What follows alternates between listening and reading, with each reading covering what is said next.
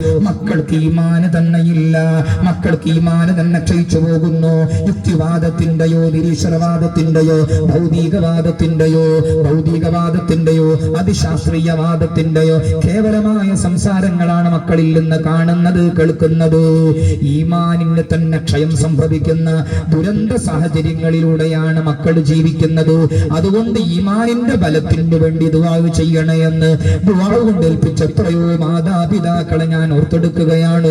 അതുപോലെ എന്തെങ്കിലും ചെറിയ വിഷമം വരുമ്പോഴേക്ക്, പ്രയാസം വരുമ്പോഴേക്ക് ആത്മഹത്യ ചെയ്യാൻ മടിക്കാത്ത മക്കളെ കാണാം, മനുഷ്യ മക്കളെ കാണാം. ഈ അടുത്തൊരു മരണ വീട്ടിൽ കയറിയിറങ്ങി, മരണ വീടായതുകൊണ്ട് മാത്രം കയറിയിറങ്ങിയതല്ല, ഒരു ആത്മഹത്യ നടന്ന വീടായിരുന്നു. അപ്പോൾ അവിടെ ഒരു അടക്കി പിടിച്ച സംസാരം നടക്കുന്നുണ്ട്.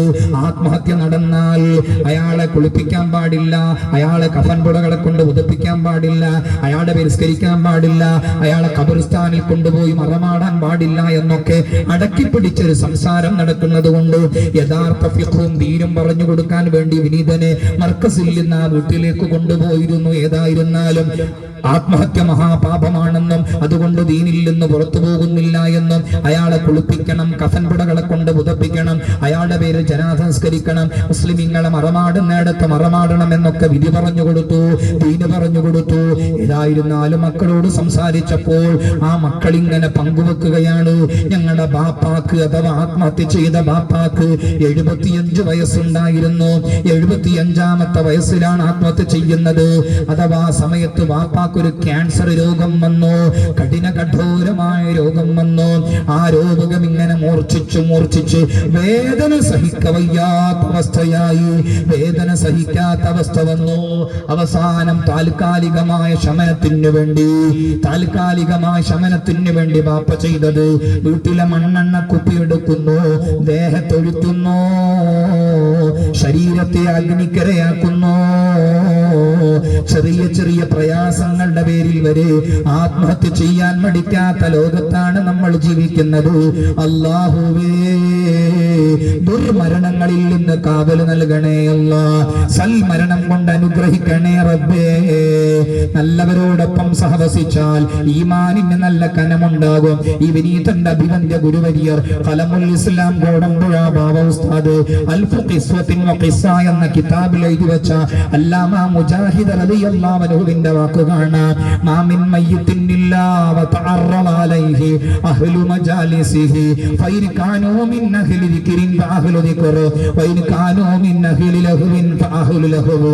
ഏതൊരാളെ ലോകത്തോട് വട പറയാനിരിക്കുമ്പോഴും ആരുടെ കൂടെയാണോ ഇരുന്നത്, ആരെയാണോ സ്നേഹിച്ചത്, ആരെയാണോ നെഞ്ചിലേക്ക് നടന്നത്, അവരെ കണ്ടുകൊണ്ടാണ് ലോകത്തോട് വിട പറയുക.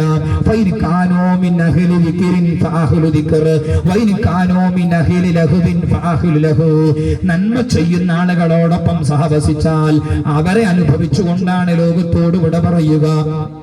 തിന്മ ചെയ്യുന്ന ആളുകളോടൊപ്പം സഹവസിച്ചാൽ അവരെ കണ്ടുകൊണ്ട് ലോകത്തോട് വിട പറയേണ്ട ഗതികേട് വരും. ആലോചിച്ചു നോക്കൂ, ഇരിക്കുന്ന ആളുകളെല്ലാം ജീവിതത്തിൽ ഒരുപാട് തിരക്കുള്ളവരാണ്. എന്നിട്ട് പോലും ആ തിരക്കുകളെല്ലാം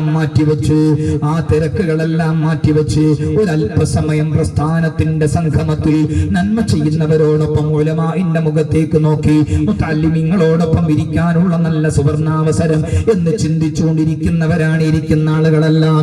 ഇരിക്കുന്ന ആളുകളുടെ കയ്യിലെല്ലാം ഫോണുണ്ട്. അവർക്ക് വേണമെങ്കിൽ ആ ഫോണിൽ കൊണ്ട് കളിക്കാമായിരുന്നു. ഇവിടെ തന്നെ വേണമെങ്കിൽ ടർഫുകൾ ഉണ്ടാകും, ടർഫുകളിൽ പോയി വേണമെങ്കിൽ കളിക്കാവുന്നതാണ്. നിങ്ങൾക്കും വീടിൽ നല്ല റൂമുണ്ട്, നല്ല പട്ടുമെത്തയുണ്ട്, അവിടെ വേണമെങ്കിൽ കിടന്നുറങ്ങാമായിരുന്നു. പക്ഷേ അങ്ങനെയൊന്നും ചിന്തിക്കാതെ ഈ സംഗമം കൊണ്ടാണെങ്കിലോ പടച്ച തമ്പുരാനന്റെ ഈമാനിനെ രക്ഷപ്പെടുത്തുന്നത് എന്ന് ചിന്തിച്ചുകൊണ്ട് സംഗമിച്ച പുരുഷന്മാരും സംഗമിച്ച സ്ത്രീകളുമാണിത്. അല്ലാഹുവേ, ഈമാനിന് നല്ല ബലം നൽകണേ അല്ലാ, ഈമാനിന് കനം നൽകണേ റബ്ബേ. തജുൽ അത്ഖിയ നബിയ തൗറാത്തും പുകഴ്ന്നേ നബിയ തങ്കമലൈ ത്യജിച്ചേ നബിയ ആമന്നാ ബി റസൂലില്ലാ ചൊല്ല് ഹസ്ബി റബ്ബി ജല്ലല്ലാഹ് മാ ഫീ ഖൽബി ഗൈറുല്ലാഹ് نور محمد صلى الله حق لا إله إلا الله ജന്മം അത്ഭുതമറിയിച്ച് ജയ്ഷിൻ ശമീപിച്ച് ജോദിൽ ബഹറെ തോൽപ്പിച്ച് ജാബിർ നബിൽ സല്ലല്ലാഹ് ചൊല്ല് ഹസ്ബി റബ്ബി ജല്ലല്ലാഹ് മാ ഫീ ഖൽബി ഗൈറുല്ലാഹ് നൂർ മുഹമ്മദ് സല്ലല്ലാഹ് ഹഖ് ലാ ഇലാഹ ഇല്ലല്ലാഹ്. الفاتحة. أعوذ بالله من الشيطان الرجيم.